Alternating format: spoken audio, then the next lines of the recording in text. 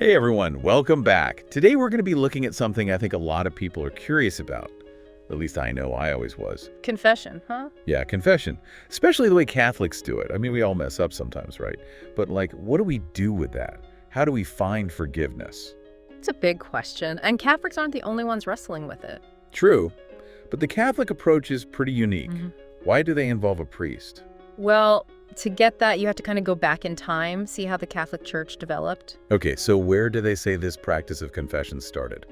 with the apostles, how they saw Jesus' teachings, and how to put them into practice. So how did that lead to priests hearing confessions? Well, Catholics believe when a priest hears your confession, it's like he's a go-between, a mediator. Between you and God. Exactly. He's there to give you forgiveness on behalf of Christ. And they base this on certain Bible passages. Oh, like that one in John. Yeah, John 20.23, where Jesus gives the apostles the authority to forgive sins. And that's where this idea of apostolic authority comes in. Right. Basically, Catholics believe that authority Jesus gave the apostles, it didn't just end with them. It got passed on. Exactly, through the generations of priests. And part of that authority is the ability to forgive sins. So when a Catholic confesses to a priest, They believe they're receiving forgiveness from Jesus himself. but through the priest. Yeah. It's considered a sacrament, a sacred act. Something that brings God's grace in. Right. That makes sense. But now I'm thinking about Catholics pray to saints too. How does that work with confession? Ah, good point.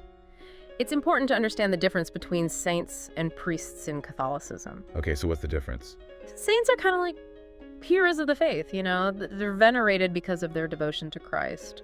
But they can't forgive sins. Nope, that's not their role. So if someone's praying to a saint, what are they asking for? They might ask for intercession, basically for the saint to pray for them in heaven, like having a powerful friend put in a good word. Ah, I get it. But forgiveness still has to come from Jesus. Ultimately, yes, that's a core belief in Catholicism. Only Jesus can truly forgive sins. It's not just about going through the motions, it goes way deeper than that. So even with saints in the picture, the focus is still on Jesus as the forgiver. Absolutely, 100%. And that brings us back to the Bible itself. You mentioned that verse in John, but what other parts of the Bible talk about Jesus forgiving? Oh, there's some really beautiful passages, like in 1 John 1.9. It says, "If we confess our sins, he is faithful and just, and will forgive us our sins and purify us from all unrighteousness." Wow, that's pretty direct. You confess, God forgives. No priest needed, right? And it makes you think about how all these ideas fit together, right? It does. And if you look at Jesus' ministry, he was always forgiving people directly. Think about the woman caught in adultery. He didn't send her to a priest or anything. Nope, he forgave her right there on the spot.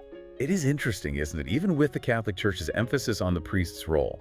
The ultimate source of forgiveness is still Jesus. There are these different layers to it. Exactly. And I think that's really important for all Christians, no matter what denomination they belong to, because Jesus' sacrifice on the cross, that's what opened the door for us to have a direct relationship with God. And to receive forgiveness directly from him. Exactly. So even if someone isn't Catholic, just the act of confessing, of admitting where we've gone wrong. It can still have a huge impact. Whether we confess to a priest, to God in prayer, or even to another person. Confession can be incredibly healing and transformative. It brings things out into the open. We take responsibility for our actions. And that helps us grow, helps us move on. It's like finally letting go of something you've been carrying for way too long. There's that feeling of relief, like a weight being lifted. Exactly. And often that relief leads to a much deeper connection with God and with ourselves too. So it's not just about rules or rituals. It's about finding healing and growing closer to God. You got it. It's about surrendering to God's love and mercy, knowing that he wants us to be whole. He wants to restore us. Now, I know there are a lot of questions about confession, especially from people who aren't Catholic. Do Catholics believe they can only be forgiven through a priest? That's a big one. And yeah, I get why people ask that. It's not quite that simple, though. So there's more to it. The Catholic Church, they really encourage going to confession with a priest. It's a sacrament for them. Right. But they also know God's mercy isn't limited to just that. So it's not like you have to go to confession or else. Nope, not at all. Catholics believe God's always ready to forgive anyone who truly repents. Whether they've been to confession or not. Exactly. So it's even if you haven't formally confessed, you can still ask God for forgiveness in your heart. Exactly. Confession to a priest is powerful, yeah, but it's not the only way to get God's grace. That clears things up a bit. Another question I hear sometimes is, isn't confession just a Catholic thing? It does seem pretty unique to their tradition. True, Catholicism has a very structured way of doing confession. But the idea behind it, admitting you've sinned, That's not just Catholic. not at all. Lots of Christians do some form of confession. So how does that look in other churches? Depends on the denomination. Some Protestant churches might have everyone confess together during a service. Like a group thing. Yeah, acknowledging they need forgiveness, or someone might confess to their pastor, maybe a close friend, looking for guidance. So it's more about the heart of it than the specifics of how you do it. You got it. The important thing is that you're honest with yourself and with God, and sometimes with others too. It's about humility, being vulnerable. I think sometimes people get this idea that confession is about trying to please religious leaders. Or following rules just to check a box. Yeah, but it seems like it goes way deeper than that. For sure. At its core, confession is about you and Jesus, strengthening that relationship. Admitting you're not perfect and needing His grace to become more like Him. Exactly. It's not about earning God's love or proving you're good enough. It's realizing we need His grace, letting Him work in us. That's it. It's about surrendering to His love and mercy, knowing He wants us to be whole. He wants to restore us. And this whole conversation about confessing through a priest or directly to Jesus, it really highlights how important that personal connection with Christ is. Couldn't agree more. It's something we can all hold on to no matter what church we go to.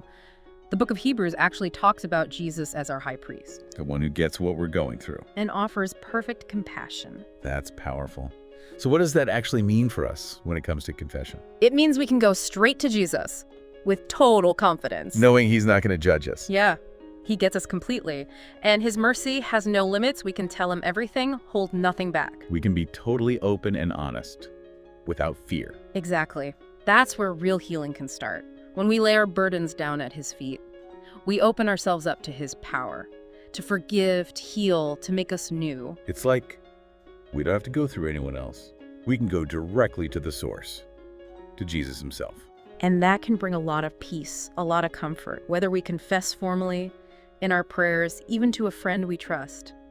The key is to remember Jesus is always there, ready to listen, ready to forgive, and to love us unconditionally. Really makes you think, confession, however we do it, it's about knowing we need Jesus and letting His grace in. Yeah, it is. It's about coming closer to Him, letting His love change us. You know, it's funny, we've been talking about this from a Christian perspective, but admitting you're wrong, wanting forgiveness, that's something everybody deals with. It is, isn't it? It's human. Wanting to make things right, to feel whole again with other people and with ourselves. What's interesting is that forgiveness, it can be hard to give, but in the end, it's a gift to ourselves as much as to the other person. Because holding on to anger, resentment, it just eats us up inside. For sure, when we forgive others, even ourselves, we can finally let go of the past and move on with peace, with hope. And when we truly feel God's forgiveness, it helps us forgive others too, even when they've hurt us. It's like this ripple effect of grace. I love that image. And if we zoom out a bit, we see forgiveness is at the very heart of Christianity. It's the foundation of our relationship with God and the key to living in peace with each other. It reminds us what's really important: love, forgiveness, the most powerful forces there are. And they're for everyone. They are. So whether you do formal confession or not, the message is the same. Jesus offers us a way to be forgiven, to be healed, to have that deep connection with Him. A message everyone needs. This has been great. Thank you so much. Happy to be here. You know, after all this talk about confession and forgiveness, I wonder, what role does seeking forgiveness play in our own lives? From ourselves, from others? Ooh, that's something to think about for sure. And for everyone listening, thanks for joining us on The Deep Dive. Until next time.